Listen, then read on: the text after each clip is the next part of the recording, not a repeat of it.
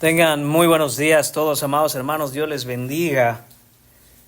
Vamos a dar continuidad a nuestro Evangelio de Mateo. Estaremos hoy en el capítulo 5, hermanos, versículo 8, dando también continuidad a esta serie de las bienaventuranzas.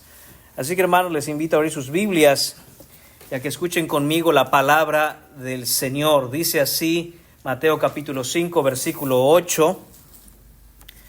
Bienaventurados los de limpio corazón, porque ellos verán a Dios. Oremos, hermanos. Señor y Padre, alabado y bendito seas por siempre y para siempre, Señor. Reconocemos en esta mañana que solo tú, Señor, tienes el carácter digno de recibir adoración y gloria. Señor, pedimos que así sea en esta mañana, Padre. No te pedimos que llenes este lugar con tu presencia, Señor, porque tú nos has dicho en tu palabra que tú estás, Señor, en todas partes, todo el tiempo. Donde sea que vayamos, ahí estás tú, Señor. Pero sí te pedimos, Señor, que crees en nosotros esos corazones limpios, que sean perceptivos a tu presencia, que sean perceptivos a tu palabra, que sean perceptivos, Señor, a la santidad a la que nos mandas vivir, Señor. Te pedimos, Señor, a ti, porque tú eres el único que tiene el poder para hacerlo. Señor mío, que tu nombre sea glorificado, que tu Hijo Jesucristo sea exaltado, Señor. En el nombre de Jesús te lo pedimos. Amén. Pueden tomar asiento, amados hermanos. Llegamos ya a la sexta bienaventuranza en este primer mensaje del año. Este mensaje se titula, como usted seguramente ya se habrá dado cuenta, los limpios de corazón. Hemos estado titulando cada una de las bienaventuranzas precisamente con el título de aquellos de los cuales se habla en dicha bienaventuranza, los limpios de corazón. Nos encontramos, hermanos, de frente a la más imponente declaración de todo este pasaje con respecto a las bienaventuranzas. En este versículo Jesús eleva nuestra mirada más allá de las preocupaciones de este mundo y las pone, hermanos, hacia la realidad más profunda que podamos imaginar. Esto es tener una visión de Dios mismo. Ver a Dios. Se refiere a ver a Dios cara a cara. Jesús declara que esta bendición suprema está reservada para los de limpio corazón.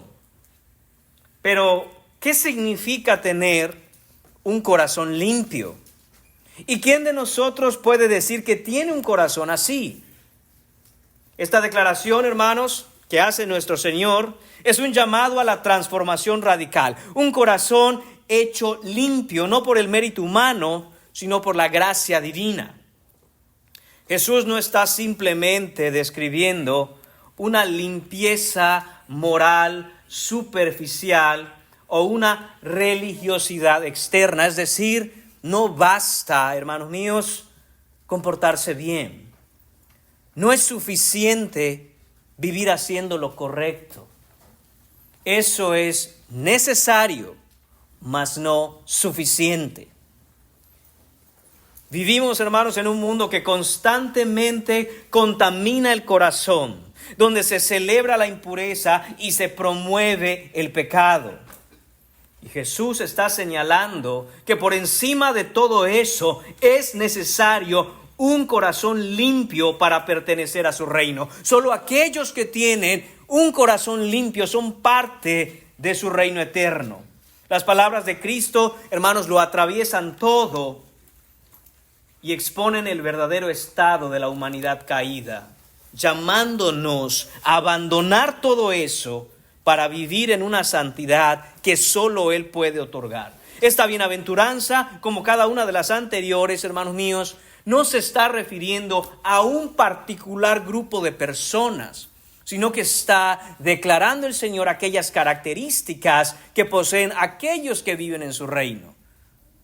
No es que algunos sean limpios de corazón, algunos sean misericordiosos, algunos sean pobres en espíritu, sino que el creyente, el cristiano, el que ha nacido de nuevo, va desarrollando todas estas características a medida que va creciendo en la fe, porque es parte del reino de Dios. Hermanos míos, esta bienaventuranza nos desafía a examinar el estado de nuestro corazón ante Dios. Eso es algo que cada uno de nosotros tiene que hacer. Debemos aprender a tomar el tiempo para examinar nuestro propio corazón, para meditar en las cosas que hacemos, por qué las hacemos, cuál es el sentido de nuestra vida. Decía nuestro hermano mientras abría el servicio que tuviéramos un feliz año nuevo, que tuviéramos un bienaventurado año nuevo. Hermano, empieza otro año. Quiere decir que ha concluido uno. ¿Qué hiciste en ese año? Y no me refiero a aquellas metas, aquellos objetivos que tú buscaste en lo que el mundo promueve que tú hagas. Hermanos, se entiende que tenemos responsabilidades que cumplir, pero el Señor nos llama y nos manda a que debemos nosotros centrar un examen de conciencia para decir cómo voy a vivir este año. Por la misericordia del Señor, estamos aquí todos empezando un año, el año 2025. La pregunta es, ¿cómo lo vivirás? ¿Sabes que quizá no termines este año? ¿Quién tiene comprada la vida y asegurado que va a terminar este año? Muchos que comenzaron el 2024 creyeron que verían el fin del 2024 y no lo hicieron. ¿Quién te dice a ti que tú vas a ver el final de este año? El llamado a examinar nuestros corazones, hermanos, tiene que ver con el hecho de que si estamos listos para enfrentar la eternidad. Y el Señor nos dice, asegúrate de que tienes un limpio corazón. Porque solo ellos, solo los de limpio corazón verán a Dios. Hoy, hermanos, al analizar este versículo, vamos a considerar 3 preguntas. Las preguntas son: ¿cuál es la limpieza de corazón a la que Cristo nos llama? ¿Cómo es posible esta limpieza de corazón en un mundo caído y lleno de pecado? ¿Qué significa que los de limpio corazón verán a Dios? Así que, hermanos, dirijamos nuestra mente, nuestros ojos y nuestro corazón al texto de esta mañana y maravillémonos ante la promesa de que aquellos que son de limpio corazón en verdad verán el rostro de su Rey. Para ello organizaremos este versículo en 3 partes, hermanos. Primer punto en esta mañana, el significado de un corazón limpio. Después pasaremos a ver la semilla de un corazón limpio, para finalizar, por la gracia de Dios, con la seguridad para los de limpio corazón.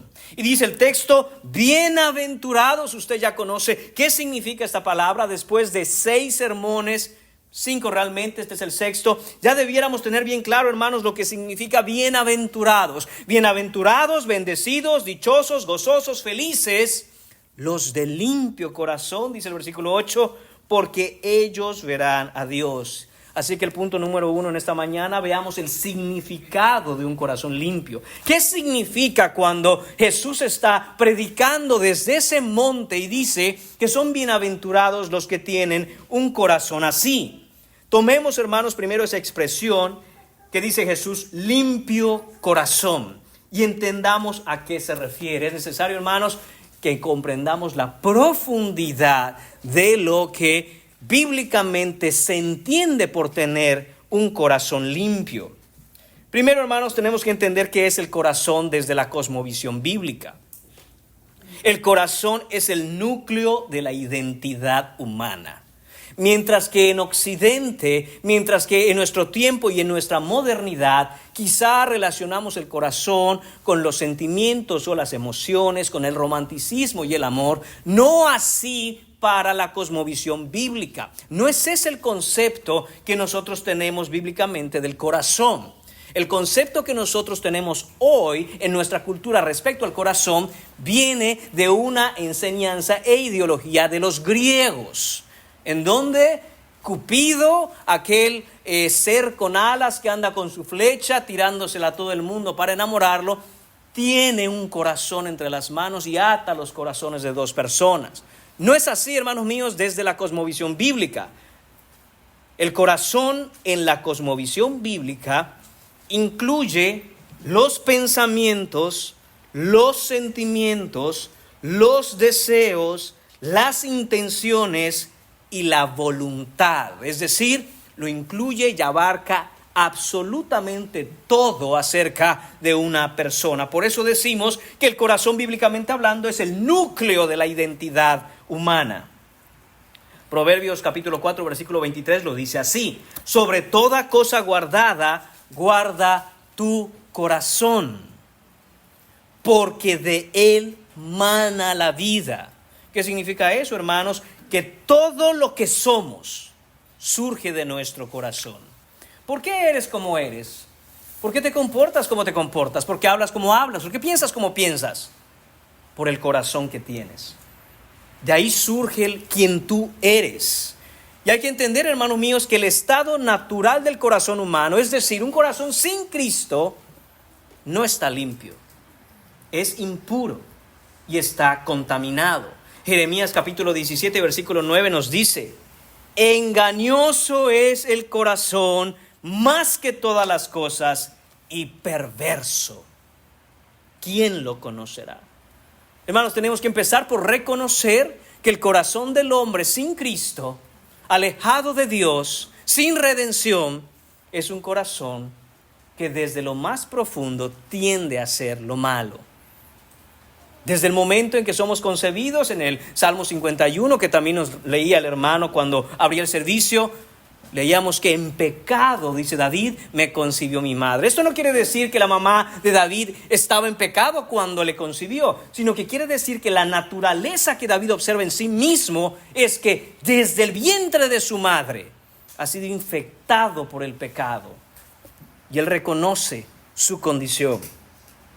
No solo eso, hermanos, pero Marcos capítulo 7, en los versículos 21 a 23, nos dicen lo siguiente. Y prestemos atención en cómo estas son palabras de Jesús, nos empiezan a señalar a qué es que se refiere el corazón. No solo, hermanos míos, como la identidad misma y el núcleo de lo que somos como seres humanos, sino que dice Jesús en el versículo 21 del capítulo 7 de Marcos: porque de dentro, dice Jesús, del corazón de los hombres. Entonces el corazón es algo que no podemos ver.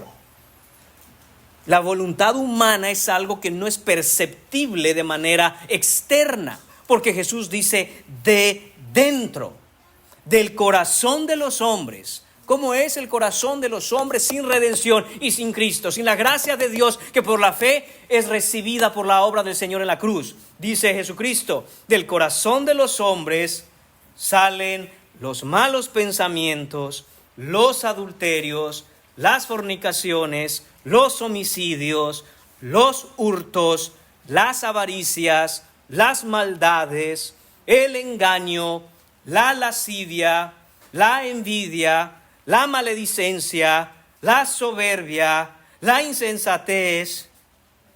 Y dice Jesús en el versículo 23, todas las maldades de dentro salen. Entonces, hermanos míos, lo que estamos viendo aquí es que esa expresión de limpio corazón es lo opuesto a la condición perversa del interior, de adentro, como nos dice Jesús, de la voluntad del hombre sin Cristo. Dice Jesús: aquellos que no tienen un corazón como el que acabamos de leer en los versículos 21 a 23 del capítulo 7 de Marcos, eso sería entonces un corazón limpio. El corazón, hermanos míos, es la condición interna de la voluntad. No es algo externo. No es tu conducta. No es, hermano mío, hermana mía, tu comportamiento, tus acciones, tus obras. Si bien es cierto que eso refleja aquello que hay en el corazón, pero las conductas, el comportamiento y la manera en que tú vives tu vida, ese no es tu corazón. Ese es el fruto de aquello que hay dentro de tu corazón. Porque hay personas que batallan con ser fieles al Señor, leyendo la palabra de Dios, orando, congregando fielmente. El problema es su corazón. No es que hay muchas cosas que hacer en la vida. No es que tú quieres, pero hay tantos obstáculos que te lo impiden. No, el problema es el corazón. No negamos, hermanos míos, que hayan obstáculos y que constantemente vamos a encontrar obstáculos para servir, para amar y para seguir al Señor. Pero el que ama encuentra la forma de estar donde su Señor. Porque ante esos obstáculos su corazón lo atrae a Él. El que no solo encontrará pretextos. Hermanos míos, esa condición interna de la voluntad es expresada hacia afuera, hermanos, pero esa expresión que nosotros vemos de las obras de los demás alrededor nuestro y de las propias, debe de reflejar el corazón. ¿Qué dice ahora, hermanos míos, entendiendo ya lo que es el corazón, que es esa condición interna? Ahora, ¿qué dice la Escritura con respecto a la limpieza? ¿Por qué el Señor nos dice los del limpio corazón? Ya entendimos qué es el corazón. Ahora, ¿qué nos dice la palabra de Dios con respecto a la limpieza? Bueno, hermanos, la limpieza interna es necesaria y no negociable para estar con Dios en comunión con Él. Así lo dice Salmo capítulo 24, versículos 3 y 4. ¿Quién subirá al monte de Jehová? ¿Y quién estará en su lugar santo? En otras palabras, ¿quién, hermanos míos, puede estar en la presencia de Dios? Dice el versículo 4, el limpio de manos y puro de corazón. Vemos dos cosas aquí. La primera es que es limpio de manos, lo que representa las obras, lo que representa nuestra conducta, aquello que hacemos. Eso tiene que ser limpio, pero no solo eso tiene que ser limpio, sino que dice debe tener esa persona un corazón puro. Ese es el que va a estar delante de la presencia de Dios y lo podrá mirar cara a cara. Y esto es exactamente lo que Jesús está diciendo en esta bienaventuranza. Bienaventurados los de limpio corazón, porque ellos subirán al monte de Jehová, porque ellos estarán en su lugar santo, porque ellos verán a Dios. Esta limpieza interior, hermanos, contrasta la religiosidad exterior. Hay personas que piensan, bueno, si se trata de limpieza, si se trata de ser puro, si se trata de no andar en pecado, cubren esa parte interior del corazón solo con obras externas. Y aunque las obras externas, hermanos, reflejan lo que hay en el corazón, no significa que porque tengamos buenas obras, nuestro corazón es puro. Y esta es la manera en que Mateo, en el capítulo 23, registra las palabras de Jesús en los versículos 25 a 28. Dice Jesús, en una tremenda reprensión que hace a los religiosos de su época: ¡ay de vosotros, escribas y fariseos, hipócritas! Y escucha qué le dice Jesús: porque limpiáis lo de fuera, pero por dentro estáis llenos de robo y de injusticia. Limpiáis lo de fuera del vaso y del plato, pero la comida está podrida. Hermano, ¿se imagina usted eso?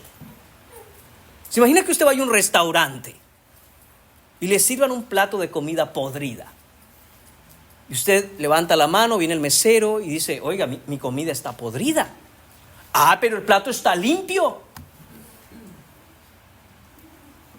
Y dice uno: pero ¿qué me estás diciendo? Ah, si el plato está limpio, cómase la comida. No, hermanos, todos entendemos que no hay importancia en que el plato esté limpio si la comida que está en el plato está podrida. Y esto es lo que está haciendo Jesús, y está diciendo: no solo las obras externas tienen que ser limpias, deben surgir de un corazón puro, de un corazón limpio.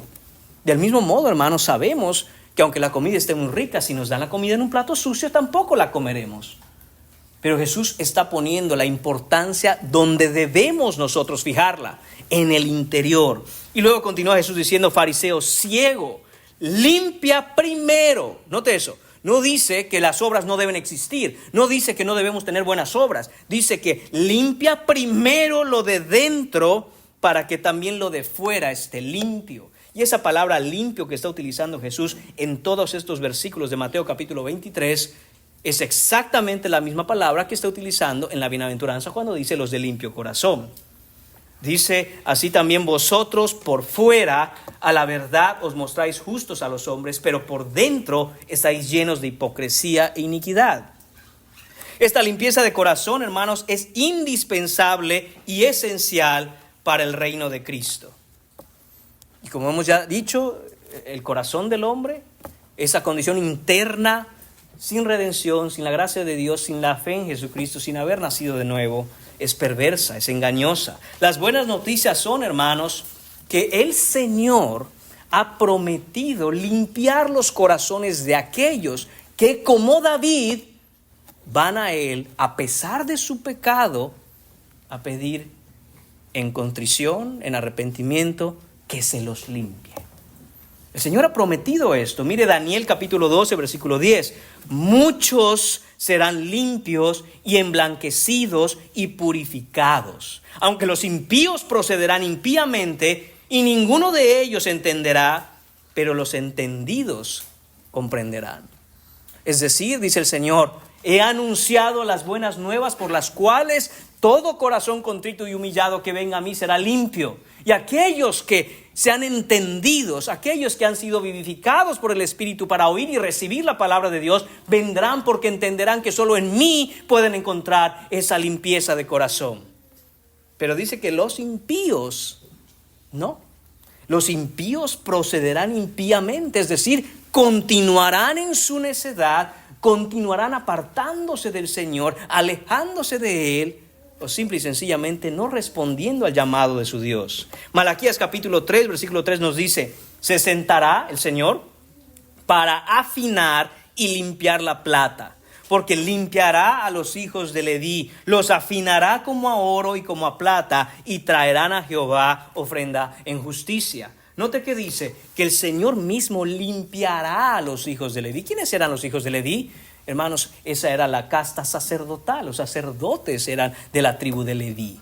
¿Podemos aplicar ese texto a los cristianos hoy, a todos los que somos creyentes? Por supuesto, porque Primera de Pedro nos dice que nosotros venimos a hacer ahora ese sacerdocio santo. En pocas palabras, el Señor desde el Antiguo Testamento, hermanos, dice, habrá un nuevo pacto en el futuro, en donde yo limpiaré a mi pueblo. En el antiguo pacto, hermanos míos, se requería que el hombre en obediencia guardara la ley de Jehová. Pero el hombre no puede. Por lo tanto, en el nuevo pacto, en el pacto de gracia, es el Señor mismo, a través de la obra de Jesucristo en la cruz, que nos promete, esta es la promesa de Dios, que limpiará los corazones de aquellos que vengan a pedir esa limpieza. ¿Cómo se limpia, hermanos, el oro y la plata? Porque este es el ejemplo que usa el Señor en Malaquías, que nos va a limpiar, que nos va a afinar como al oro, como a la plata. Hermanos, el oro y la plata, para ser limpios, debe calentarse a altísimas temperaturas, de tal manera que ese metal se vuelve líquido. A ese grado tiene que llegar la temperatura en un horno para que la plata, que usted quizá tiene alguna prenda de plata o de oro, quede como un líquido. Y entonces toda la escoria, es decir, las impurezas y la suciedad, así se llama, de ahí viene la palabra escoria, es un término de orfebrería. La escoria, alguna de ellas se consume, otra queda flotando encima de ese oro líquido o de esa plata líquida, y el orfebre, es decir, aquel artesano que trabaja con el oro o la plata, la quita de allá. De esa manera se obtiene oro puro, porque limpieza, hermanos, es igual a pureza. De hecho, otra traducción del mismo texto de Mateo capítulo 5, versículo 8 dice, bienaventurados los puros de corazón. Sin embargo, hermanos, ese es el significado de limpio. Realmente la palabra utilizada literalmente en el texto original es limpio, pero debemos entenderlo como esa pureza. Déjeme darle, hermano, una definición de la palabra griega precisamente utilizada por Jesús en esta bienaventuranza para limpio. En dos diferentes diccionarios bíblicos, hermanos, encontré esta definición. La primera definición dice lo siguiente: limpio, libre de impurezas que contaminan o adulteran una sustancia. Otro diccionario dice, libre de toda mezcla de falsedad o suciedad que corrompe o adultera algo. Hermanos, debe llamar nuestra atención que en ambas definiciones de dos diccionarios diferentes aparece para limpio la palabra adulterar, que no está adulterado. En ambos diccionarios lo trae, que no está adulterado, que es una sustancia que no está contaminada, no está adulterada. Y no sé ustedes, hermanos, pero inmediatamente cuando escucho la palabra adulterar en el contexto de la fidelidad al Señor, me lleva a Santiago capítulo 4. Mire lo que dice Santiago capítulo 4, versículo 4. Oh almas adúlteras. Está haciendo una reprensión Dios a través de Santiago a aquellos que estaban en la iglesia, pero que Él las llama almas adúlteras. Dice, ¿no sabéis que la amistad del mundo es enemistad contra Dios? Otra traducción dice, ¿no sabéis que el amor por el mundo es estar como enemigo de Dios? Cualquiera pues que quiera ser amigo o que quiera ser amante del mundo, se constituye enemigo de Dios. Hermanos míos, aquí es blanco o negro, aquí no hay puntos medios. Dijo Jesús, o estás conmigo o estás contra mí. O amas al mundo o me amas a mí. Y dice Santiago aquí, almas adúlteras. No desconecte esto de que estamos hablando de la limpieza de corazón. Porque después en ese mismo pasaje, pero en el versículo 8 de Santiago capítulo 4, por cuestiones de tiempo no voy a leer el versículo 5, 6 y 7, pero lo puede leer en casa. Después de que Santiago da el diagnóstico y dice, ustedes son almas adúlteras, nos da la razón porque quieren amar el mundo, pero quieren estar en la iglesia. Nos da ahora la receta para la medicina. Dice Santiago, acercaos a Dios y Él se acercará a vosotros. Pecadores, limpiad las manos y vosotros los de doble ánimo, purificad vuestros corazones. Hermanos, hay una relación directa entre la pureza de corazón, la limpieza de corazón y tener un corazón adúltero. Hay una relación entre, hermanos míos, cómo debe ser el corazón de una persona, de un cristiano que ama solo a su Señor y que no ama las cosas del mundo en relación a la limpieza que tiene. Es increíble cómo después de utilizar esa palabra adúltero, ahora nos damos cuenta que la palabra utilizada aquí por Santiago no se refiere, hermanos míos, a que un esposo o una esposa le es infiel a su cónyuge y por eso es adúltero, sino que Santiago está utilizando esto directamente con respecto a la pureza del corazón de una persona. Por eso les dice, límpiense las manos y purifiquen sus corazones, haciendo eco del salmo que leíamos al principio, que dice, ¿quién estará en el monte de Dios? El limpio de manos y el puro de corazón. Y Santiago les recuerda esto, ustedes están en la iglesia, entonces se espera que quieran un día estar en la presencia de Dios. ¿No recuerdan lo que dice el Salmo 24? Así que, pecadores, límpiense las manos. Es decir, vean que sus obras sean limpias. Pero no solo sus obras, sino purifiquen sus corazones. Que su corazón sea un corazón que solo ame a Dios. Y es interesante, hermanos, que dice, vosotros los de doble ánimo. ¿Qué será esto que está diciendo Santiago con respecto a vosotros los de doble ánimo? ¿Será que son aquellos que un día están contentos, al otro día están molestos, se despertaron muy bien, al rato ya están de mal humor? ¿Será que de eso habla Santiago? No, hermanos. No está hablando aquí de ninguna condición bipolar, de ninguna persona. Déjeme leerle otras traducciones que son más actuales a nuestro tiempo. Los de doble ánimo, hermanos, son aquellos que no tienen un corazón limpio. Otra traducción dice, ustedes que quieren amar a Dios y al mundo al mismo tiempo. Eso es imposible. Otra traducción, ustedes inconstantes, porque su lealtad está dividida entre los asuntos de Dios y los asuntos del mundo. Otra traducción dice, ustedes los indecisos que quieren seguir a Dios pero también pretenden seguir al mundo. Otra traducción dice, ustedes los que quieren amar a Dios pero también aman el pecar, deben tomar una decisión ya. O Dios o el mundo? Hermanos, si esto no lo atraviesa, hermanos, soy el único que me atraviesa de una manera terrible. Dice, tenemos que examinar nuestro corazón. El Señor no está jugando. El Señor toma la limpieza de corazón como algo extremadamente importante.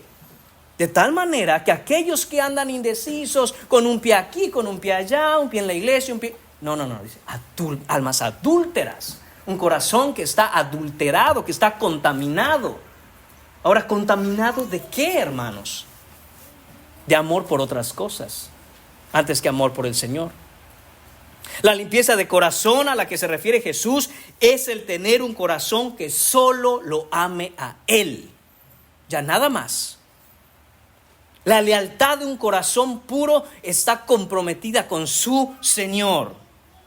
La limpieza interior, por lo tanto, hermanos míos, no es mero moralismo. Como hemos dicho ya, no es simplemente portarse bien, no es comportarse correctamente. El amor a Dios es el resultado de un corazón regenerado, un corazón nuevo. La regeneración del corazón es la obra de Dios por la cual Él nos limpia. Él nos da un nuevo corazón y ese corazón está limpio. Debemos preguntarnos entonces, ¿nos limpia de qué? ¿De qué nos limpia el Señor? Si tú eres cristiano, si tú dices y confiesas, yo soy creyente, yo soy cristiano, yo creo en el Señor. Cuando me preguntan, oye, ¿y tú ¿de qué fe eres? Yo soy cristiano. Si usted, hermana, dice, yo soy cristiana, ¿entiende lo que está declarando? ¿Entiende lo que está diciendo?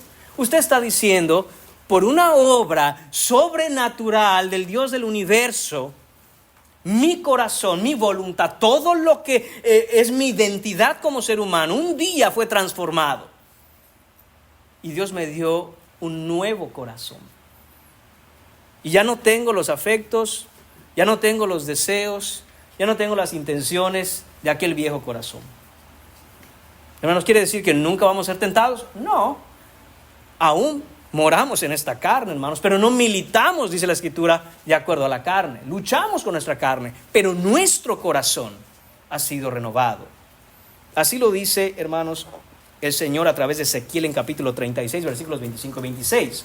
Y recuerde la pregunta, ¿de qué nos limpió el Señor? Si usted es cristiano, si usted es cristiana, ¿de qué le limpió el Señor? Dice este versículo 25, Ezequiel 36, esparciré sobre vosotros agua limpia. Hermanos, imagínese a manera de ilustración que usted quiere lavar la ropa y que para lavar la ropa usted entra al baño y usted agarra agua de la letrina, de la taza del baño, del vasín que alguien acaba de usar. Y ahí va a lavar la ropa. Y después usted se pone la ropa y dice, ay, pero qué limpia está mi ropa, qué bien huele.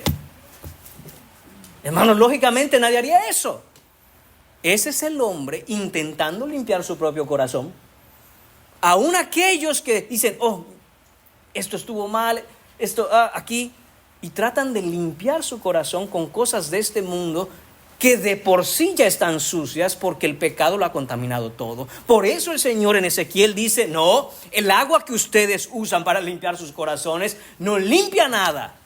Dense cuenta, por eso dice el Señor, yo esparciré sobre vosotros agua limpia. El hombre no conoce el agua limpia. Estamos hablando metafóricamente, hermanos. No conoce espiritualmente lo que es el agua pura. Solo el Señor la puede dar y son las aguas del río de su gracia. Solo Él puede limpiar un corazón y entonces dice, seréis limpios. Solo cuando somos limpiados por el agua que el Señor esparcirá sobre nosotros, somos limpiados. Ahora, ¿limpiados de qué? La pregunta continúa. ¿Limpios de qué? Dice el texto, de todas vuestras inmundicias. De todas vuestras inmundicias. Hermanos, creo que no es difícil entender esa parte. Si usted es cristiano, usted sabe que todos sus pecados han sido perdonados en Cristo por la fe.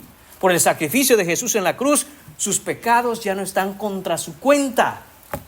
Cristo pagó el precio, pero no solo dice que somos limpiados de todas nuestras inmundicias, dice, y de todos vuestros ídolos yo os limpiaré.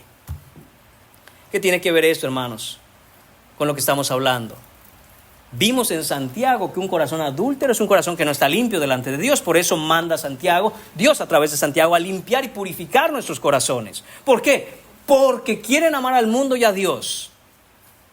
Y aquí nos dice el Señor en Ezequiel que Él nos va a limpiar cuando venimos a tener ese nuevo corazón de todos nuestros ídolos. Porque Él dice, os daré un corazón nuevo. Hermanos, los ídolos son falsos dioses que compiten con el único Dios verdadero por nuestro amor, por nuestra lealtad y por nuestra obediencia. Y dice el Señor, de eso te voy a limpiar. Te voy a limpiar de los ídolos en los cuales tú pones tu confianza. Porque no puedes ser cristiano y no puedes estar en el reino de Dios cuando tu corazón ama algo más. En una enseñanza que dio Jesús a sus discípulos, tremendamente radical, dice, el que ama más a padre a madre, a hijo o hija, hermano o hermana más que a mí no es digno de mí. Hermanos, esas son las palabras de Jesús. ¿Quién puede acusar a Jesús de ser un insensible, de no ser compasivo, de no ser comprensivo? Y sin embargo, Él deja claro esto: nada en el corazón de un creyente puede competir con el amor que se me debe tener a mí. Nada, absolutamente nada. Y hermanos, un ídolo es aquello en donde nosotros ponemos nuestra esperanza, nuestra confianza, nuestros afectos, nuestro amor, nuestra lealtad, nuestra obediencia por encima de la obediencia a Dios. Esto, hermanos, puede incluir, y es que le estoy dando una definición, esto puede incluir objetos físicos, ideas, deseos, personas, sistemas que se vuelven fundamentales en nuestras vidas y a los que no queremos renunciar. Queremos continuar en nuestra práctica de aquel pecado, queremos continuar en aquella forma de vivir, queremos seguir aferrados a aquel trabajo, aunque nos haga trabajar domingos, hermano, viera, yo quiero, pero hay que hacer algo. Hay que hacer algo. No estoy diciendo que es sencillo, hermanos. Lo que estoy diciendo es que hay que hacer algo. Este ídolo, hermanos, se levanta en el corazón humano. Y en última instancia empieza a recibir adoración. Porque todo ídolo, a final de cuentas, aunque empieza demandando algo pequeño, continúa pidiendo hasta que nos pide: póstrate delante de mí y adórame. Hay que tener cuidado, hermanos, extremo cuidado. Y quizá, hermanos, en la historia del Antiguo Testamento, la reprensión más gráfica que podemos identificar de parte de Dios a su pueblo, a causa de sus ídolos, a causa de que el pueblo de Dios amaba otras cosas antes que a Dios, no tenían un corazón limpio delante de Dios, la encontramos en el libro del profeta Oseas. Hermanos, obviamente no vamos a pasar por todo el libro del profeta Oseas, pero le recomiendo, le animo a que se tome un tiempo y léase una tardecita, prepárese el café y siéntese y lea todo el libro de Oseas. Y vea lo que es un pueblo cuyo corazón no está en pureza para su Señor, sino que ama todo tipo de cosas. Sin embargo, si quiero darle, hermanos, algunos versículos que resumen de manera general todo el libro del profeta Oseas. Aquí, hermanos, el Señor está reprendiendo al pueblo a través de Oseas. Y escuche lo que el Señor le dice a un pueblo que tiene ídolos en el centro de su adoración, en la manera en que vive, en la manera en que se conduce como nación. Dice Oseas capítulo 2, versículo 5. ¿Por qué viene esta reprensión? Porque el pueblo dijo: iré tras mis amantes, que me dan mi pan y mi agua, mi lana y mi lino, mi aceite y mi bebida. ¿Escucha usted eso? Este pueblo dijo: pues es que ya es mi provisión. ¿Cómo abandonar eso? Ellos me dan mi provisión. Versículo 8. Y no reconoció que yo, dice el Señor, es el que le daba el trigo, es el que le daba el vino y el aceite, y que fui yo quien multiplicó su plata y su oro, mismo que ellos iban y ofrecían a Baal. ¡Wow, hermano! ¿Cuánto se parece nuestra sociedad? a la sociedad en la que vivía el profeta Oseas. Versículo 12, y dijo el pueblo: mis salarios son salario que me han dado mis amantes. Versículo 13, y yo, dice el Señor, la castigaré por los días en que adoraba a sus Baales y se adornaba de sus arcillos y de sus joyas y se iba tras sus amantes, olvidándose de mí, su marido, dice Jehová el Señor. Usted va a notar que en la historia del profeta Oseas, Dios le pide a Oseas que vaya y se case con una prostituta profesional. ¿Para qué? Para mostrar al pueblo, y obviamente Oseas en propia carne, pobre Oseas, hermanos, experimentar el corazón de Dios cuando ve a su pueblo así. Cuando el matrimonio debía ser desde el inicio, y sigue siendo así ahora, el reflejo vivo de la relación pura entre el pueblo de Dios y su Señor, ellos habían sido infieles y tenían amantes. Y entonces el Señor llama a Oseas para decir: quiero que vean vívidamente, con sus propios ojos, Oseas, cómo soy yo para con mi pueblo, cómo es mi pueblo para conmigo. Pero hermanos, aunque el pueblo de Dios no tuvo un corazón limpio, a pesar de que su pueblo, el pueblo de Dios, le fue infiel, el Señor ahí mismo en este libro de Oseas promete limpieza de corazón, así como dijo Ezequiel, así como dijo Malaquías, así como dijo Jeremías. Promete limpiar el corazón de su pueblo, comenzando desde el interior. En Oseas capítulo 2, versículo 14, el Señor sigue hablando hasta el versículo 17 y dice: pero, usted sabe que voy a decir esto, gracias a Dios por sus peros, pero he aquí que yo, dice el Señor, la atraeré, refiriéndose a su pueblo como su novia. Yo la atraeré, yo la llevaré al desierto y yo hablaré a su corazón. Y allí la haré cantar como en los tiempos de su juventud, refiriéndose al Señor, a ese amor que al principio el pueblo tenía por su Señor, como una muchacha joven ilusionada que ama a aquel prometido. Dice: así la haré cantar como en los tiempos de su juventud. En aquel tiempo, dice el Señor, le está hablando a su pueblo y le dice: en aquel tiempo me volverás a llamar marido mío y nunca más me llamarás Baal. Hermanos, ¿cómo es de horrible que usted esté en una relación con su cónyuge y se imagina que en un momento en donde se debe de expresar una comunión íntima y profunda, le llamen con otro nombre? Esto es lo que hacía el pueblo de Dios para con Dios. ¿Por qué? Porque el momento más íntimo en que el pueblo de Dios y su Dios tenían comunión era la adoración. Y ellos tomaban esa adoración que habían aprendido del Señor, pero se la ofrecían a los Baales. Y dice el Señor: en aquel tiempo me volverás a llamar marido mío y nunca más me llamarás Baal.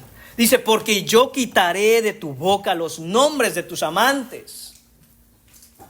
Y eso es importante, porque dice que Él quitará de la boca del pueblo, Él limpiará la boca del pueblo.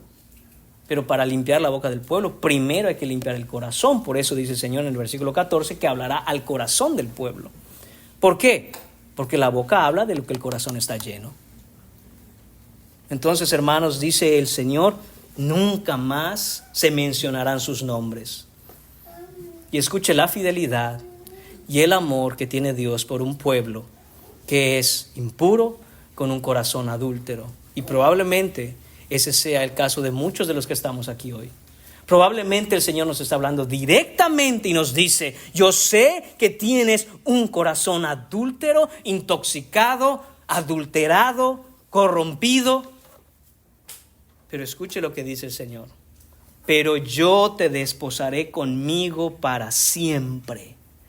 Yo me casaré contigo en justicia, juicio, benignidad y misericordia. y yo te desposaré conmigo en fidelidad, y entonces conocerás a Jehová, el Señor tu Dios. En aquel día dirás: solo tú eres mi Dios, y yo te diré: tú eres pueblo mío. Ese es el corazón de Dios, hermanos. A pesar de nuestra infidelidad, Él se mantiene fiel.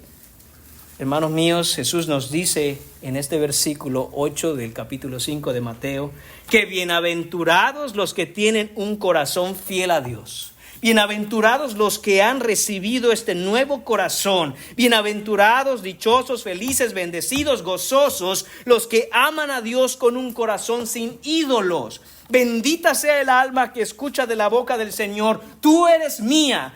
Y esa alma responde desde el fondo de su ser y claman: solo tú eres mi Señor.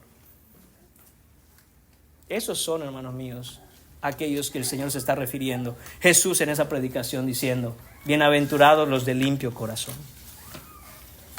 ¿Cómo es nuestro corazón, hermanos? Un corazón lleno de ídolos, lleno de afectos divididos, llenos de adulterio para con el Señor, lleno de confianza por otras cosas. ¿O confiamos en el Señor, quien es, quien nos multiplica, nos da nuestro sustento, nos da nuestra provisión, nos da, por supuesto, su perdón, su compasión, su amor, su gracia, nos sostiene a pesar de nuestra infidelidad? Hermanos, es tiempo de que clamemos al Señor. Es tiempo de que nos arrepintamos de nuestras fornicaciones, como dice Oseas en su libro. Porque, hermanos, tenemos un corazón dividido. Punto número 2 en esta mañana. Veamos la semilla de un corazón limpio, porque si eso es lo que se necesita, un corazón limpio, ¿cómo obtenerlo entonces? ¿Cómo podemos tener ese corazón delante de Dios? Hermanos, la semilla de un corazón limpio, esta es la fuente, este es el origen, este es el lugar de donde surge, nace y crece un corazón limpio. ¿Qué es eso? La misericordia de Dios. No podemos, somos incapaces, estamos inhabilitados para poder limpiar nuestro corazón. No tenemos la fuerza para matar a aquellos ídolos que se levantan en nuestra vida. Necesitamos la misericordia de Dios para hacerlo.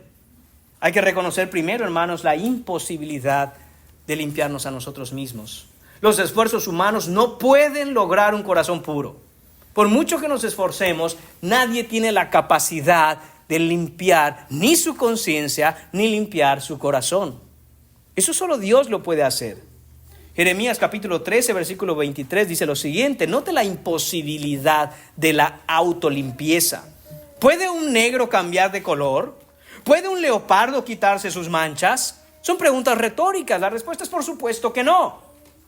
Entonces, tampoco ustedes, acostumbrados al mal, pueden hacer el bien.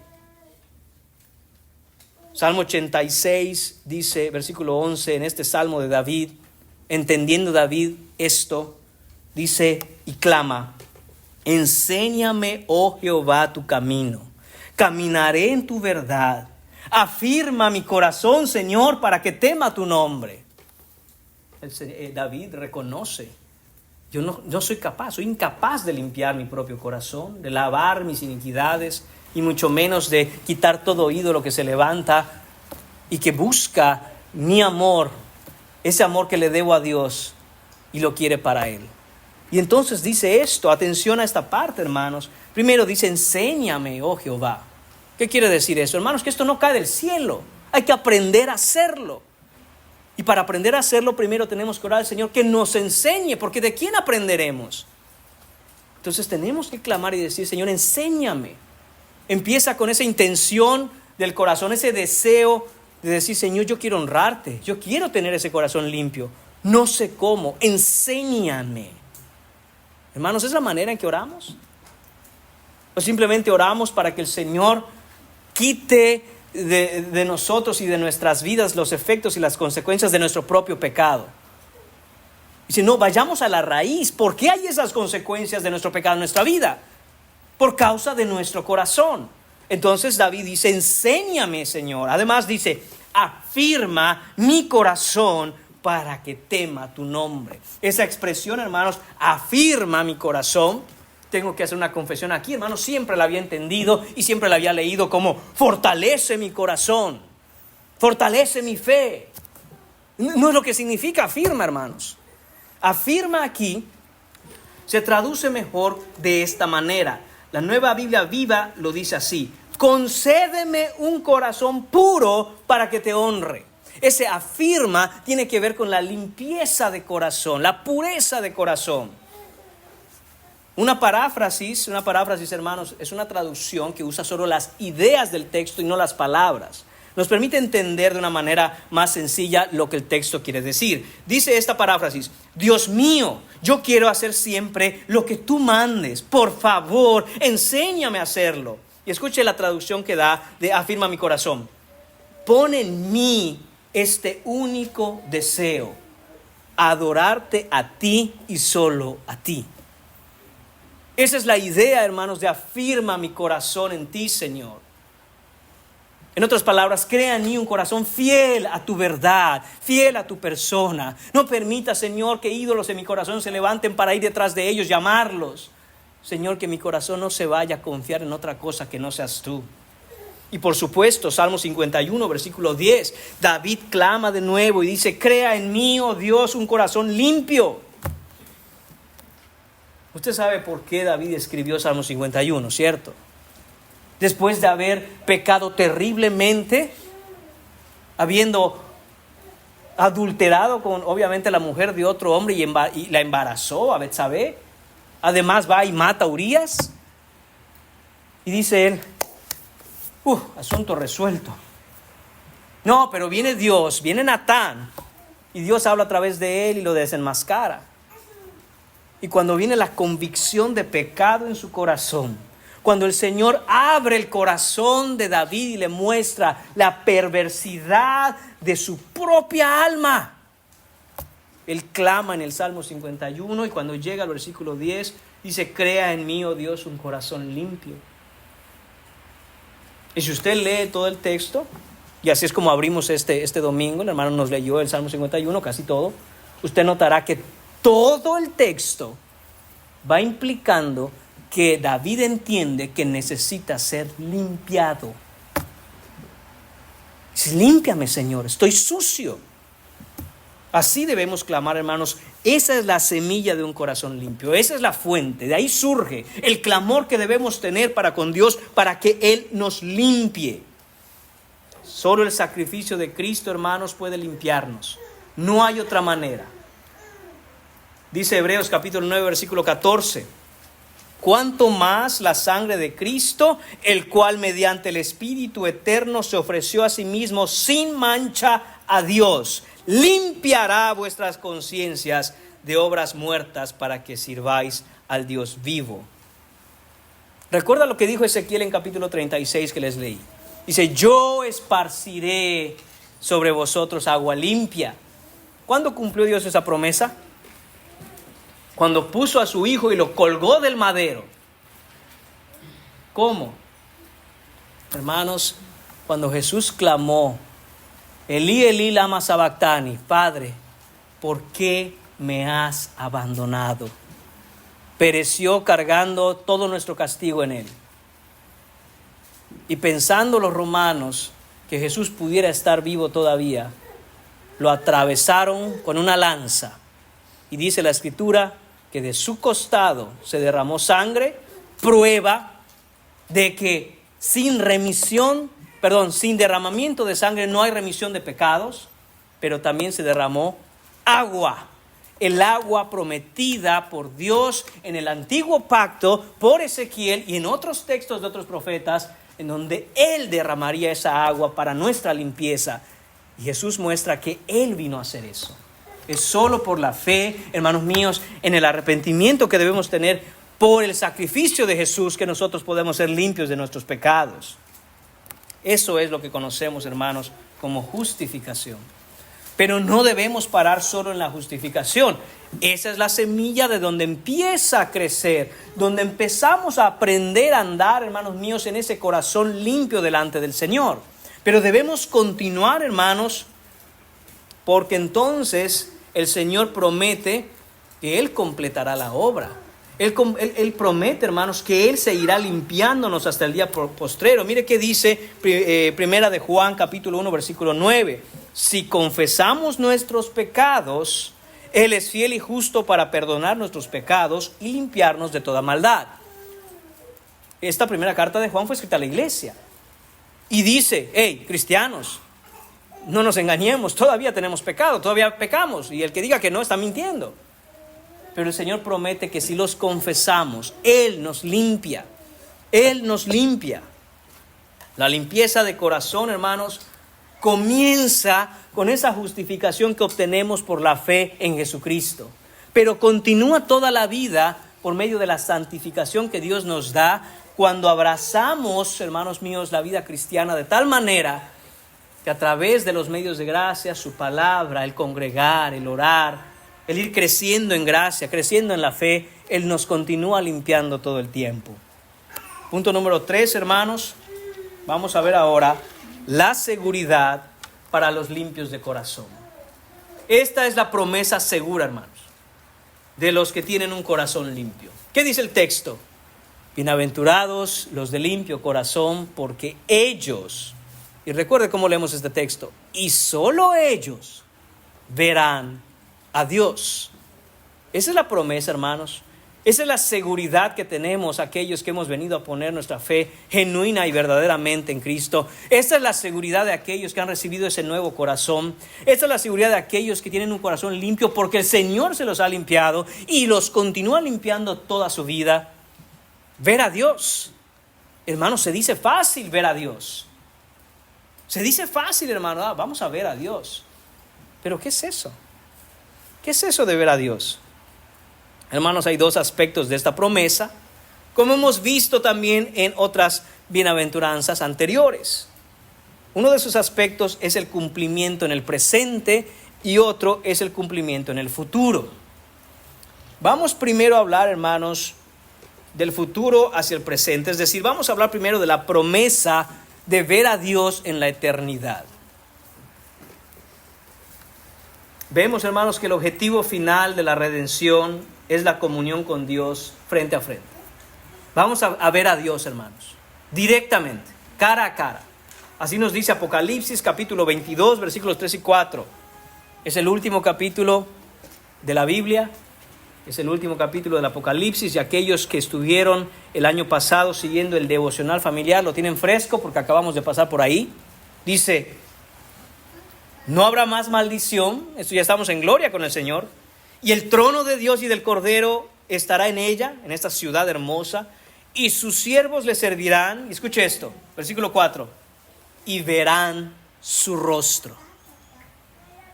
Hermanos, aquellos que la audiencia de aquel tiempo, que leyó lo que escribió Juan, y verán su rostro, hermanos, yo creo que se les cayó la mandíbula hasta el suelo. ¿Por qué razón? Porque estamos hablando del Rey. Por eso dice que está ahí el trono de Dios y del Cordero. ¿Y qué pasaba en aquellos tiempos cuando se hablaba de un rey? Hermanos, todo el mundo entendía que si algo está prohibido hacer delante de un rey, es mirarle el rostro, verlo cara a cara. Cuando el rey salía por el pueblo, todo el mundo instantánea e inmediatamente tenía que postrarse y no mirar su rostro. Y sin embargo, Juan escribe que para aquellos que estén en esa ciudad, es decir, los que Jesús nos dice, los limpios de corazón que estarán allá, no tienen que inclinar la cara para no ver a su rey. Muy por el contrario, miren su rostro, vean al glorioso Jesucristo, su Salvador y Rey. Todos se quedaron, ¿qué? Ver el rostro de un rey humano ya es mucho decir. Y vamos a ver el rostro del Rey de Gloria, cara a cara y directamente, hermanos. Esa es la promesa que se cumplirá en la eternidad. Primera de Corintios capítulo 13, versículo 12 nos dice lo mismo. Dice, ahora vemos por espejo, oscuramente. ¿Qué quiere decir? Que no podemos ver a Dios directamente aún, pero que vemos los reflejos de su carácter y de su gloria a través de otros hermanos, a través de la iglesia, a través de su creación. Pero ese espejo está corrompido y está manchado. Y sí podemos ver algo, pero no lo podemos ver bien. Por eso Pablo escribe, vemos por espejo, oscuramente. Mas en aquel día le veremos cara a cara. Y dice, ahora conozco en parte, pero en aquel día conoceré como Dios me conoce a mí. Wow, hermano. ¿Sabes cómo te conoce Dios? Tiene contados cada uno de los cabellos de tu cabeza. Y dice 1 Corintios 13:12 que nosotros le conoceremos a Él como Él nos conoce a nosotros. ¿Qué quiere decir esto? Que le conoceremos en una profundidad y en una verdad, hermano, como un esposo nunca va a lograr conocer a su esposa, como una madre o un padre nunca va a poder conocer a sus hijos. Le conoceremos a Él como ni siquiera nos conocemos a nosotros mismos. A esa profundidad conoceremos a Jesús, su carácter, sus pensamientos, sus sentimientos, sus intenciones, sus planes, todo lo conoceremos como Él nos conoce a nosotros. Primera de Juan capítulo 3 versículo 2 también nos dice: amados, ahora somos hijos de Dios, aún no se ha manifestado lo que hemos de ser, pero sabemos que cuando Él se manifieste, es decir, cuando Él venga en gloria y todos le vean, seremos semejantes a Él, porque le veremos tal como Él es. De nuevo, hermanos, todos estos versículos apuntan a esa promesa para aquellos que tienen un corazón limpio, que tienen un corazón que ama al Señor de manera pura, aquellos que están aprendiendo a honrar al Señor y que luchan para destruir los ídolos de sus corazones. Ahora, hablemos, hermanos, quizá de un aspecto que obviamente conecta más directamente con nosotros hoy, porque este es el aspecto de esa promesa en el presente. Hemos venido ya a creer en Cristo y Él nos ha dado un nuevo corazón de acuerdo a Ezequiel, y debemos estar aprendiendo a amar al Señor cada vez de una manera más legítima, más fiel. Y el mismo Jesús nos dijo, según lo registra Juan capítulo 14 versículo 21, el que tiene mis mandamientos y los guarda, ese es el que me ama, y el que me ama será amado por mi Padre, y yo le amaré. Y escuche que dice: y me manifestaré a Él. Otra traducción dice: y me dejaré ver a Él. Entonces quiere decir que podemos ver a Jesús hoy. Así es, hermanos. Así es. Hermanos, pero no cantábamos al inicio de nuestro sermón, de nuestro servicio, que andamos por fe y no por vista. Claro, hermanos. ¿Por qué razón? Porque el hecho de que no le podamos ver con los ojos de la carne no significa que no le podamos ver verdaderamente. No podemos ver, hermanos, a Dios con los ojos de la carne. No hay hombre que haya podido hacer eso y viva. ¿Por qué? Porque no estamos capacitados o habilitados humanamente para poder contemplar la gloria de Dios como es. Pero eso no quiere decir que no exista, y no quiere decir que no le podamos ver de otras maneras, que no le podamos percibir, para ser más exactos, de otras maneras. Note usted esto: usted utiliza el teléfono celular todo el tiempo. ¿Cómo funciona ese aparato? Hermano, ¿yo qué sé? Yo no lo sé. Yo solo sé que cuando alguien me habla, pachurro ahí y escucho la voz de la persona que está quién sabe dónde. Obviamente hay una manera en que se transmite la voz de aquella persona que me está llamando a través del globo terráqueo y lo recibo acá. Y aunque no veo las ondas de radio o de internet o de wifi o de lo que sea, yo no puedo concluir que entonces no existe. No, claro que existe, porque veo los efectos de eso. Del mismo modo, hermanos, aunque estos ojos no pueden ver a Dios aún en el presente, vemos los efectos, vemos las cosas que Él hace. Ahora, ¿por qué muchos no lo ven? Porque no tienen un corazón, hermanos, perceptivo. Porque están muertos en delitos y pecados. Están ciegos, y no ciegos físicamente, ciegos espiritualmente. Aquellos que dicen: compruébame que Dios existe. Es como un ciego diciendo: a ver, ¿dónde está el arco iris? A ver, muéstramelo. Te lo estoy mostrando, ahí está. No veo nada, dicen. Ya sé que no ves nada, porque estás ciego. El único que no sabe que estás ciego eres tú. Pero eso no quiere decir que no exista. Entonces, hermanos, ¿de qué manera vemos en nuestro presente a Dios? Hermanos, déjenme enumerar algunas cosas en cómo vemos, percibimos, sabemos, comprobamos que Dios está con nosotros, que Dios está obrando, que Dios no nos ha abandonado, no ha dejado a su pueblo, ha cumplido su promesa de estar con nosotros hasta el fin del mundo. Primero, a través de su palabra. Los creyentes vemos a Dios, hermano, cuando leemos la Escritura y escuche muy bien esto, por revelación del Espíritu Santo, ilumina nuestra mente para ver el carácter de Cristo, reconocer sus promesas e identificar su voluntad. Y en la medida en que el Espíritu Santo nos ilumina la mente, le vemos más claramente. Podemos discernir su santidad, su amor, su misericordia, su justicia. Por ejemplo, si un hermano está meditando en el Salmo 23, Jehová es mi pastor, nada me faltará.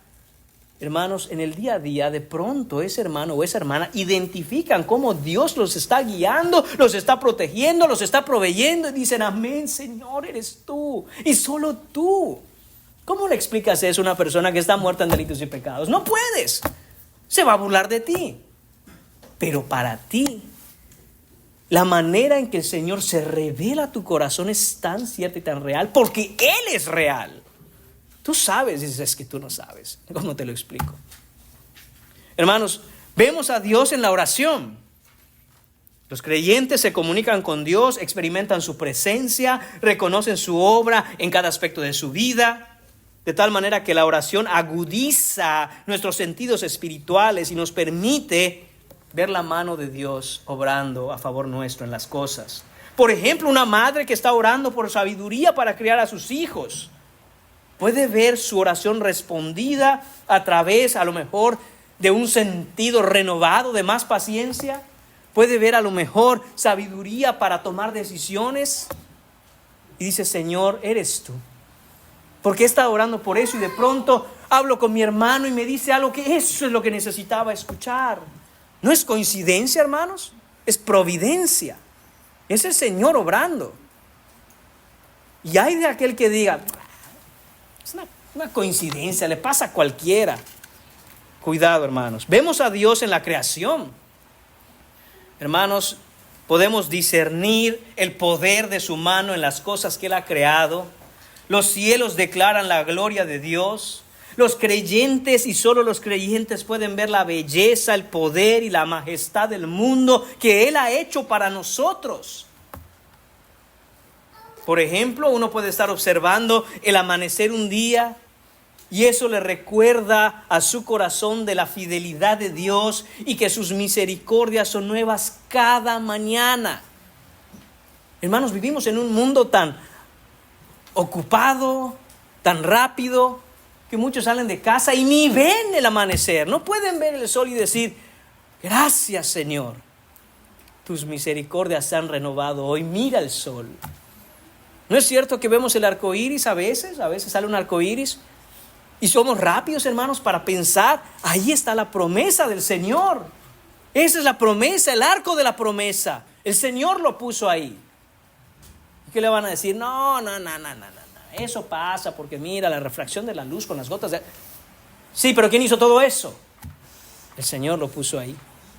Vemos a Dios, hermanos, en su iglesia.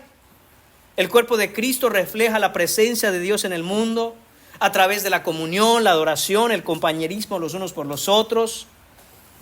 Un cristiano puede, hermanos míos, estar pasando por un momento difícil y con sus hermanos pide oración y están orando juntos. Hermanos, si vemos la obra del Señor al responder la oración del cuerpo de Cristo a favor de uno de nuestros hermanos, en salud, en provisión, en sabiduría. Vemos a Dios, hermanos, en medio de las pruebas. Dios se revela de una manera más clara y directa, hermanos, nos guste o no, en medio del sufrimiento. Recuerda lo que leíamos en Oseas. ¿Dónde dijo Dios que iba a llevar a su pueblo? Al desierto. No es en la cumbre de la montaña de la prosperidad donde Dios se da a conocer, sino es por esos valles desérticos, hermanos. en donde conocemos mejor a Dios. ¿Por qué? ¿Porque Dios se complace en que suframos? No, el problema es nuestro. Y es que cuando estamos en la cumbre de la montaña de la prosperidad, todo nos entretiene, todo nos distrae. Pero cuando no hay nada, solo vemos a Dios y decimos, como Job dijo, de oídas te conocía, pero ahora mis ojos te pueden ver. Vemos a Dios en los valles de las pruebas, hermanos. Vemos a Dios en la adoración. La adoración personal, hermanos, en casa. La adoración colectiva entre hermanos aquí en la iglesia, o los miércoles que venimos y cantamos. Hermanos, no cantamos nada más para decir, parte del servicio es cantar, cantemos. Es triste, hermanos, que algunos todavía quizá tengan ese concepto. Yo llego, ya que va a empezar la prédica, porque yo llego a lo bueno. ¿Cómo? Hermanos, cantar es adorar al Señor. Y nuestro corazón debe venir preparado para que en ese tiempo de alabar al Señor por las verdades que cantamos, nuestros corazones sean ministrados y preparados para recibir su palabra. No cantamos porque sí, no cantamos porque es parte del servicio, ¿no? No, hermanos. El Señor, un día, si Dios nos da la gracia, quizá tendremos un estudio de todo lo que es la adoración, particularmente de cómo el Señor manda a su pueblo a que le cantemos, por una razón, no porque el Señor diga, es que me gusta que me canten. Él no necesita nuestra adoración. La adoración a Dios es necesaria a causa de nosotros, hermanos, no a causa de que le haga falta algo, pero se goza de la alabanza de su pueblo. Hermanos, y para finalizar, solo quisiera dar algunos puntos de aplicación. Y quiero ser un poco más directo en todo esto. Hemos aprendido entonces, hermanos, que un corazón limpio es un corazón puro delante de Dios, un corazón que no tiene diferentes lealtades para diferentes ídolos o cosas, sino que tiene un corazón de amor solo para su Señor. Hemos aprendido que la promesa del Señor, hermanos, es esta, que le veremos un día en la eternidad cara a cara, y también le vemos en el presente de diferentes maneras, percibimos la realidad de su presencia de diferentes formas. Ahora, hermanos, a causa de esto es necesario aprender a cultivar un corazón limpio. ¿Cómo cultivamos un corazón limpio? Hermanos, primero por los medios de gracia. ¿Cuáles son los medios de gracia, hermanos? Meditar en la Escritura. No se separe de la Biblia, léala constantemente, haga el devocional, medite en las cosas que lee, sea de manera familiar, sea de manera personal, pero medite en las cosas que lee. No es leer por leer, no lea con los ojos. Lea, hermano, primero con la mente y después digiera eso y lea con el corazón. Leer por leer y decir, check, ya leí, hermanos, no va a producir en nuestro corazón lo que debiera. Tenemos que pensar, ¿qué entendemos del texto? ¿Qué nos dice el Señor? ¿Cómo habla nuestro corazón? Hermanos, oremos y oremos con la expectativa de que Dios responda. No oremos lo mismo que leer por leer. No oremos por orar y decir, ya oré. Oremos, hermanos, confiando en que el Señor responderá y pidámosle a Él, hermanos, que cree en nosotros un corazón limpio. Seamos agradecidos, hermanos, con las cosas que el Señor ya nos ha dado. Vivamos, hermanos, en fe, confiando que aunque no podemos ver directamente con los ojos de la carne a Dios hoy, Él está presente y un día le veremos. Y le veremos cara a cara. Ahora, segunda cosa que debemos hacer, no solo estar en estos medios de gracia constantemente, en compañerismo con el Señor, con los hermanos en el Señor. Hermanos, es necesario identificar al enemigo. Con eso vamos a cerrar hoy. Si aquello que produce que mi corazón sea un corazón adúltero es tener ídolos en mi corazón, debo saber y debo aprender a identificar cuáles son esos ídolos. Hermanos, Juan Calvino dijo que el corazón del hombre es una fábrica de ídolos, lo que significa que podemos hacer un ídolo de cualquier cosa, de lo que usted se imagina. Hay personas que hacen un ídolo del lugar donde se sienta en la iglesia. Es que esa es mi silla. Y no se puede sentar en otro lugar. De cualquier cosa uno puede hacer un ídolo, hermanos. Pero voy a nombrarle 10 ídolos que son los más comunes en nuestra cultura. De nuevo, no quiere decir que usted no tenga que examinar su propio corazón y tal vez encontrar otros ídolos que usted tiene, y hay que acabar con ellos y hay que matarlos. Pero sí le voy a dar 10, hermanos, que son muy comunes o muy populares, no solo en nuestra cultura, en nuestro tiempo, sino que a lo largo de la historia, básicamente, estos son ídolos que el corazón tiene. El número 1, el yo. El primer ídolo que usted tiene es usted mismo. El ego, la elevación de la autoestima, la autonomía personal. ¿Cómo se ve esto? Hermanos, nadie le puede decir a usted nada. Aquí se hace como yo diga, porque así me gusta, porque si no van a haber problemas. Si las cosas no salen como yo quiero, me molesto. Es a mi gusto, es a mi placer. Como donde yo quiera comer, no me importa donde quieran comer los demás. Todo es a mí me gusta, a mí no me gusta. Y de ahí usted toma sus decisiones. ¿Qué está haciendo? Usted es autoindulgente, es decir, todo a su placer. Lo que a mí me gusta. Hermanos, todos tenemos por lo menos un ídolo en miniatura en nuestro ser, porque a quien no le gusta hacer lo que a uno le gusta. Pero no debemos, hermanos, guiarnos por eso, sino ¿qué dice el Señor? Hay cosas que no nos van a gustar, hermanos, y sin embargo honran al Señor. Enséñele a su corazón que no es lo que a ti te gusta, es lo que el Señor mande. Y empecemos entonces a desarrollar un amor por aquello que el Señor manda. Porque en un amor de aquello que el Señor manda, entonces nos empieza a gustar. 2, el dinero y el materialismo. ¿Cómo se mira este ídolo? Confianza en la riqueza, confianza en las posesiones, confianza en la seguridad que nos puede dar un sueldo, un salario, una situación, una condición financiera. ¿Cómo se da cuenta usted que lo tiene? Cuando no viene el dinero, usted está pero que no encuentra su esquina, como decimos. Está desesperado, no sabe qué hacer, no está tranquilo. ¿Por dinero? Hermano, ¿y los biles? No, yo sé, hermano. Todos aquí necesitamos el dinero. El punto no es que no necesitemos el dinero. El punto es que no hagamos de eso un ídolo. El dinero es para lo que es, para usarse y honrar al Señor con el uso del mismo. Pero cuando usted está pasando por una situación en donde el trabajo escasa, donde el dinero escasea, y usted su corazón está, pero que ahí está su confianza, no se engañe. En vez de tener un corazón tranquilo en el Señor y decir, Señor, tú proveerás. Hagamos lo que tenemos que hacer, busquemos trabajo, si hay que buscarlo, seamos trabajadores diligentes. Pero mi corazón no va a dejar de dormir porque las cosas vayan un poco mal. Hermanos, siempre digo esto, mi esposa está aquí, lo sabe. Si en mi estado inconverso el Señor no me dejó morir, ¿cree que ahora como cristiano el Señor va a decir, pues ve tú cómo le haces? No, hermanos. Tengo un padre que me dice, mira los pájaros, no vales más tú que unos pajarillos. Hermanos, confianza, no podemos tener ese ídolo. Tercer ídolo, relaciones personales. Tengo que ir más rápido, hermanos. Ténganme paciencia, se los pido. Hermanos, relaciones personales. Poner por encima de Dios una relación romántica, incluso una relación familiar por encima de Dios. Creo que las relaciones románticas lo entendemos. El corazón de aquella muchacha que empieza a palpitar por aquel inconverso de pelos parados que ni a Dios conoce. Y si no pongas eso sobre el Señor. Pero al revés es lo mismo, hermanos, no nos engañemos. Aquel muchacho que mira y es que las filisteas traen la falda corta y las de la iglesia larga. Gloria a Dios que las de la iglesia las traen largas. Cuidado, hermano, no hagas de eso un ídolo. No hagas de eso un ídolo.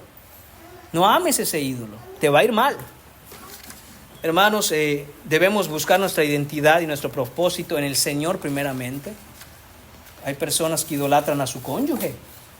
¿Qué voy a hacer si mi cónyuge no está? Hermanos, obviamente amamos a nuestros cónyuges, los esposos a sus esposas, las esposas a sus esposos como debe ser. Pero aun si ellos faltaran, nuestra identidad está en Cristo. Nuestra identidad está en Cristo.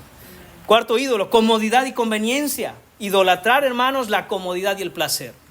Yo solo hago lo que no me represente mucho esfuerzo, porque mire, la verdad, yo quiero descansar. ¿Sabe por qué muchos no vienen a la iglesia? Porque están cansados. Comodidad. Comodidad. He dicho esto antes, hermanos, no lo digo a manera de señalarle a nadie algún pecado que esté teniendo, no, no, hermanos, pero es la realidad. Esa misma persona que dice, no voy a ir a la iglesia porque sabes que he trabajado toda la semana, estoy bien cansado, pero ese domingo le sale trabajo, ese día se levanta y va a trabajar. Ah, que sí, se levanta y va a trabajar. El cansado que no puede venir a la iglesia, se levanta y va a trabajar. Por un cheque, por dinero, por plata, por dólares. ¿Quién es su Dios? Ídolos. Deshagamos de los ídolos, hermanos. Logros y éxito. Hermanos, hay gente que valora los logros, valora los éxitos, valoran una carrera, valoran el reconocimiento que les da el que les digan, es que fulano es licenciado, es que fulana es doctora. Es cristiano, es cristiana, ama al Señor. Hay gente que decide, hermanos, con quién iniciar una relación basándose en sus títulos. ¿Pero qué estudió? Pues espero que la Biblia, si es cristiano. No, me refiero a ese abogado, es un buen partido. Títulos. A ese que va a saber, si ni la primaria terminó, ese que ni la primaria terminó sabe más Biblia que tú y te debe avergonzar, doctor o ingeniero, lo que seas. Cuidado con idolatrar a los ídolos del logro, hermanos, y las credenciales y los títulos. Política y poder es otro ídolo. Gente que vive esperando que el nuevo presidente arregle las cosas. Este es el bueno. O al revés, es que nos va a ir mal con este presidente porque mire, va a ser así, así, así. ¿Dónde está su corazón? ¿En el hombre? ¿En el político? No, hermanos, confiamos en que el Señor está sentado en el trono, no importa quién esté sentado en la silla presidencial. Apariencia física y salud. Apariencia física, hermanos. No estoy diciendo que venga usted todo despeinado acá a la iglesia, pero no haga un ídolo de su apariencia física. Hay quienes que prefieren no venir a la iglesia, hermanos, si ese día amanecieron y no se ven bien. Es que mire, me corté el pelo el sábado en la tarde y me quedó mal, no voy a la iglesia mañana. ¿Cómo? Es que me van a ver así con esto. Póngase una gorra. No, ¿verdad? Hay que quitársela cuando entre. Hermanos, no haga un ídolo de su apariencia física. El Señor nos manda en la palabra, por supuesto, sobre todo a las mujeres, que se vistan decorosamente, ¿verdad? Pero recuerde esto, es la gracia del Señor, la piedad, la que hermosea el rostro. Hermanos, la salud es otro ídolo. Y hermanos, esto toca muchas de nuestras sensibilidades porque muchos hemos pasado por problemas de salud o estamos pasando por problemas de salud. ¿Qué quiere decir? ¿Que no atendamos nuestra salud? No, hay que atender la salud. Sin embargo, no haga un ídolo de ello. Es decir, aunque usted no mejore en salud, su Dios sigue siendo su Dios. Aunque usted continúe luchando y batallando con esa enfermedad, el Señor es fiel y es bueno. Y ahí está la confianza que usted debe tener. Conocimiento y educación, hermanos, está relacionado con los logros, solo que aquí lo que quiere decir es poner el conocimiento que una escuela le pueda dar por encima de lo que la palabra le enseñe. Si la palabra dice así, pero es que mi maestra dijo, no importa lo que diga tu maestra, a menos que sea maestra de Biblia y sea cristiana. Aquí la palabra de Dios dice esto. Entonces enseñamos a nuestros hijos, hermanos, que el mundo puede tener muchas hipótesis, teorías, enseñanzas. La palabra de Dios es suficiente. El principio de la sabiduría es el temor de Jehová. Y por último, y no menos importante, hermanos, actividad religiosa. No haga un ídolo del servicio a Dios. No haga un ídolo, es que yo nunca falto a la iglesia. No haga un ídolo de, es que yo siempre estoy allá puntual. Es que no hagamos un ídolo de eso, hermanos. ¿Por qué? Porque eso nos va a llevar a lo que sucedía con los fariseos, que guardaban hasta la última letra de la ley externamente. El problema es el corazón, debemos examinar nuestro corazón. Hermanos, con eso concluimos. Le agradezco, hermanos, su paciencia. Para finalizar, examinemos nuestro corazón. Tengamos, hermanos, un corazón puro, pidiéndole al Señor que nos limpie nuestros corazones, hermanos, y que podamos un día aferrarnos a esa esperanza de ver a Dios directamente cara a cara. Y mientras tanto eso ocurre, vemos a Dios y le percibimos en las obras que Él ha creado, hermanos, en medio de nosotros, obrando de diferentes formas. Oremos, hermanos. Señor y Padre, te damos las gracias por esta mañana, Señor. Te agradecemos tu palabra, Señor. Te agradecemos, Señor mío, que nos hablas, Señor, y nos prometes no dejarnos y abandonarnos a nuestras concupiscencias y ser arrastrados a los ídolos de nuestro corazón, Señor, sino que prometes que aquellos que con un corazón contrito y humillado vienen a ti, Señor, serán limpios. Señor, gracias nuevamente, en el nombre de Jesús te lo pedimos. Amén.